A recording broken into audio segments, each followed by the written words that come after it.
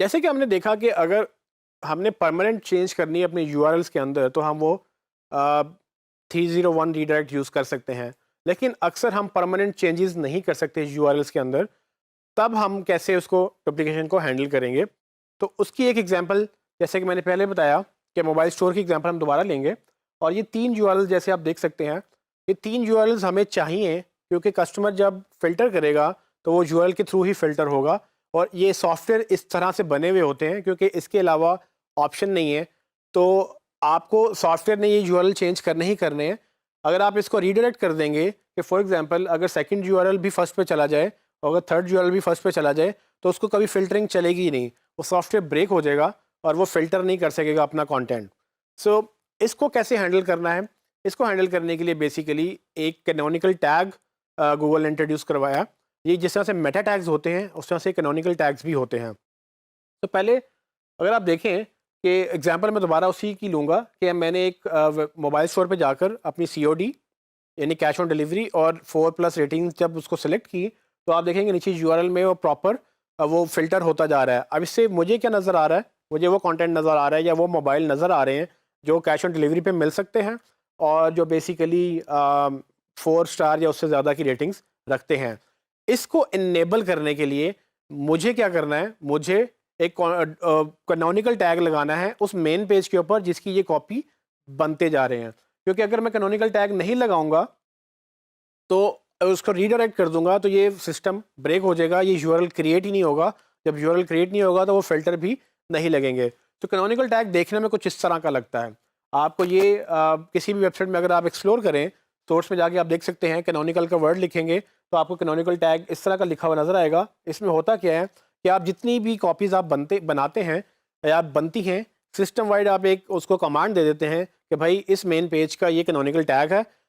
तो इससे ये होता है कि जितनी भी उसकी कॉपीज़ बनती हैं, गूगल जब उसको वो क्रॉल करता है, उसको उसका कोड पढ़ता है, वो देख लेता है कि अच्छा भाई ये पेज तो है लेकिन इसकी असल पेज यही है। तो उसको वो क्या करेगा कि आप जैसे ये देख सकते हैं कि एक ओरिजिनल कंटेंट जो आपका मेन कंटेंट है वो आपका वो वही रहेगा। आप जितनी भी कॉपीज़ बनाते चले जाएंगे उस पर नीचे कैनोनिकल टैग लगे हुए होंगे, तो वो वापस गूगल देखेगा कि अच्छा भाई मैंने तो सिर्फ मेन पेज ही इंडेक्स करना है, मैंने बाकी पेजेस इंडेक्स नहीं करने। क्योंकि गूगल को हम वाज़िया लफ्ज़ों में कैनोनिकल टैग्स के थ्रू ये बता रहे हैं कि भाई ये कॉपी है, इसका कंटेंट इंडेक्स मत करो, ये उस मेन पेज की कॉपी है, सिर्फ उसका कंटेंट इंडेक्स करो।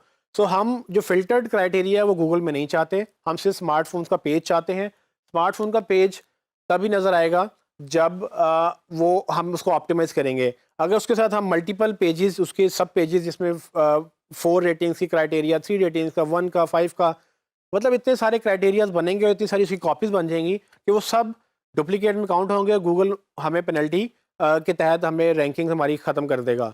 सो ये काफ़ी सीरियस इशू है। अगर इसको आप नहीं ध्यान देंगे तो अल्टीमेटली आप रैंक ही नहीं करेंगे और आपका कंपैरेटर आपके ऊपर रैंक कर जाएगा। सो आप अपनी वेबसाइट कर रहे हैं या किसी भी क्लाइंट की वेबसाइट कर रहे हैं, चाहे वो रेगुलर वेबसाइट है, चाहे वो ई-कॉमर्स की वेबसाइट है, डुप्लीकेट जो कंटेंट है वो क्रिएट हो जाता है, उसको आपने फिक्स करना होता है। तो ये चीज़ें मैनुअल करने के लिए हैं। अगर आप वर्डप्रेस यूज़ कर रहे हैं तो वर्डप्रेस में भी प्लगइन्स मिल जाते हैं। जैसे योस्ट का प्लगइन ऑटोमेटिकली हर पेज पे कैनोनिकल टैग खुद ही डाल देता है।